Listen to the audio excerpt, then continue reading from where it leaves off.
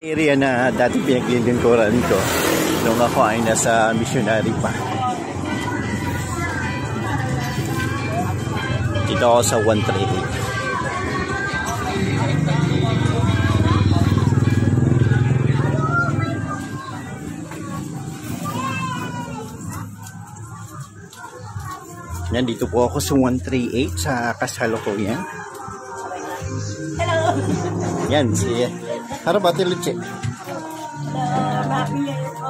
Yan ang mga kasamahan namin sa simbahan. Happy New Year po sa inyo.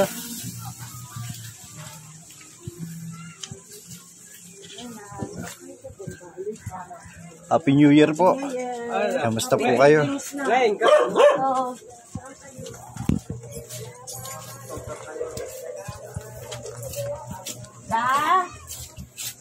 Opo.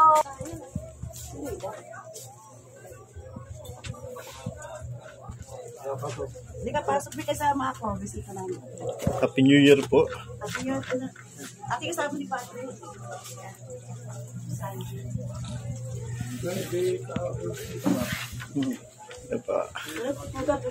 Hindi, okay lang po. Ito ang bahay natin, Loida.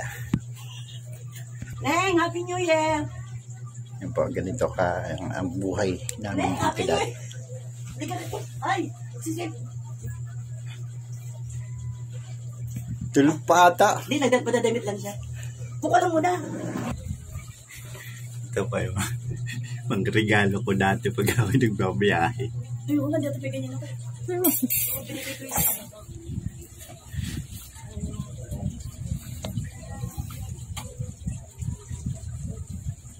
Ay, yung ganyan ko pala inarabor. Inarabor ng pamangking ko. Oo. Yung mga bag iyan. Oo, naalala ko yan.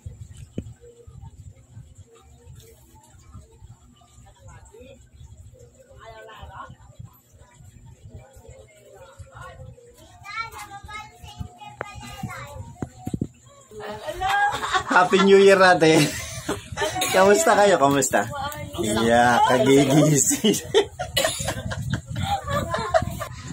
Wala, hindi na po ba kayo dito pinapalis sa inyong lugar? Hindi naman. Wala na. Tahimik na. Tumahimik na. Tahimik na sila. Dahil po kami ay napalipat dito 2016 nata? 17. 17. Napalibit po kami dito sa kanilang lugar dahil sa imbitasyon po ni Father Ronald nung kanilang parish priest na tulungan sila sa MSK. Tapos tulungan po sila doon sa problema dito sa kukunin yung lupa para babawiin na. Pero ilang taon na Wala. Talagang para po sa kanila itong lugar na ito. Ito po yung bahay namin nung ako ay nakikipamuhay pa dito sa 138. Bisitahin ko lang ate. Ayan. Ito po yun. Ito yung area ko. Pero hindi ko alam kung ako'y kilala pa nila. Ito po.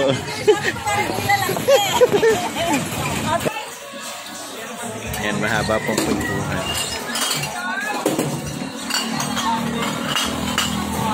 Yan, dito naman ako sa babalikan natin yung aking paris dito, yung pinagsisimbahan namin.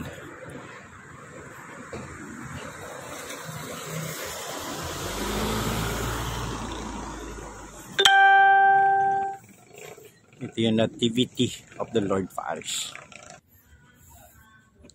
And ito yung dito nun kapag ako ay medyo natataglan mga 1 week na naka-assign dito sa Metro Manila, dito po ako kumakanta.